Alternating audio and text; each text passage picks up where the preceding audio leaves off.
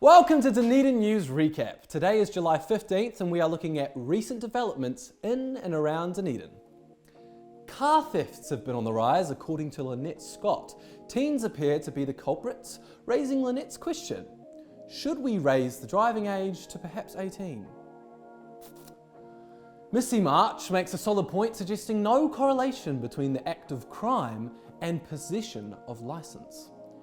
Raywin Craig adds some more intel, identifying some of the perpetrators as just 12 years old. Shelley Dorr underbidding this, finding the youngest criminals to be 8, 9 or 10. This raises another question. Should we perhaps lower the driving age, eliminating the need for the young to steal cars, as they could now be legally allowed to purchase and drive their own vehicles? Next up, a reminder to clean up your dog shit. Anonymous has posted this video capturing a schnauzer supposedly fertilising a rather bleak-looking front lawn. The Ring camera's footage didn't quite suffice for the jury in terms of clear evidence, as the footage cuts before the act of relief. While the dog's stance indicates that shit was indeed about to go down, we here at Dunedin News were certainly not satisfied over the abrupt ending. The World Cup is coming to Dunedin. 7 games will be played at the Forsyth Bar Stadium, starting at Friday the 21st. The New Zealand Ferns can be seen on the 30th of the month facing Switzerland, who will be playing their game wearing potato sacks.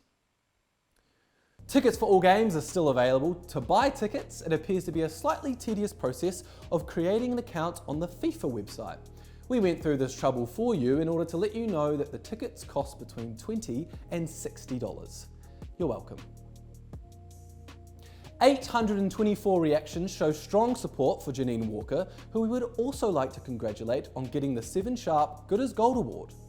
Her kindness and willingness to act is an inspiration to all of us. Thank you. Several posts have been warning about scammers on Facebook.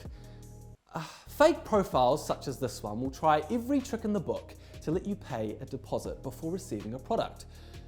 We would like to remind you to stay vigilant. Check out the seller's profiles. Don't follow dubious links. Meet up with the seller in person in a public location. Bond with the seller. No harm in making friends with the seller, but if you ever feel like something about the deal or the person you're chatting to is off, follow that instinct. If a deal is too good to be true, it's probably not true at all. Coming up next are 2 segments we like to call Tiki-Tour and Facing Food. Let's head out to the field to our members on the ground. Welcome to Dunedin News Tiki-Tour segment, where we take a look every week at local experiences. Today we're at Otago Museum and we're going to take the tour, which is free for Otago residents. I'm looking forward to it and hopefully we'll see if it's worth it or not.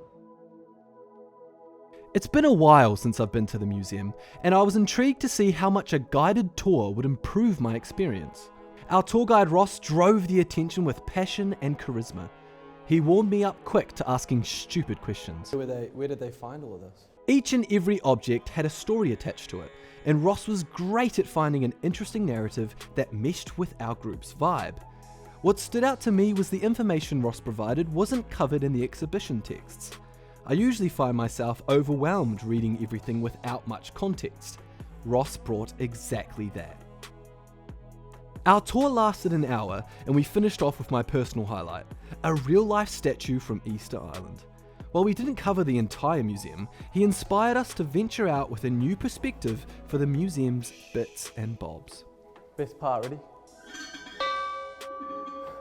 Oh, I didn't see that there. To sum this up, we would say this guided tour is absolutely worth it.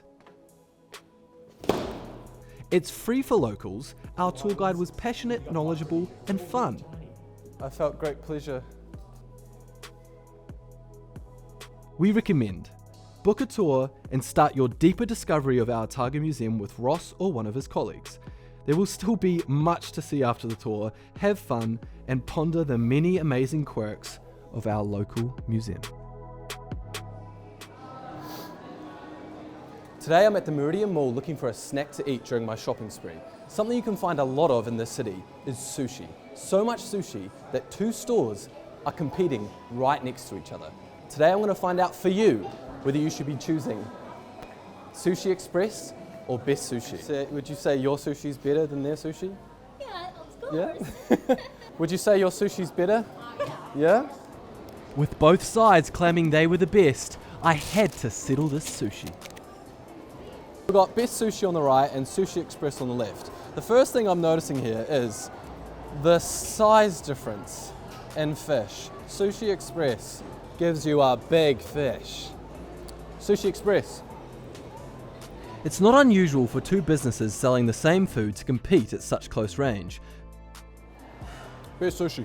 Basic economic ideas suggest the best spot with competition is more profitable than a weak location without.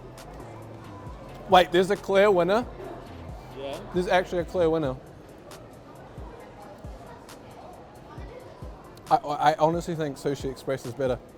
I actually, honest to God, I didn't think there would be a difference. I did not think there would be a difference. Sushi Express, I don't know if it's fresher or what it is, but it's better.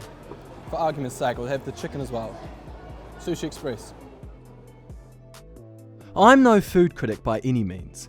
However, while testing the food, I realised it's not just about taste, texture, freshness, but also how hungry I am. Regardless, I give this one to Best Sushi. It is what it is, man. Like, damn, this is hard. I can't choose between the two. For 15 years, these two shops have competed right next to each other. I don't know if I can make the verdict in just one sitting, but for today, Sushi Express had the fresher salmon, and Best Sushi had the chicken that hit the spot. And I love chicken. Chicken. I love chicken. Thanks to our hardworking team on the field. This has been Dunedin News Recapped. Thanks for watching, and good night, Dunedin.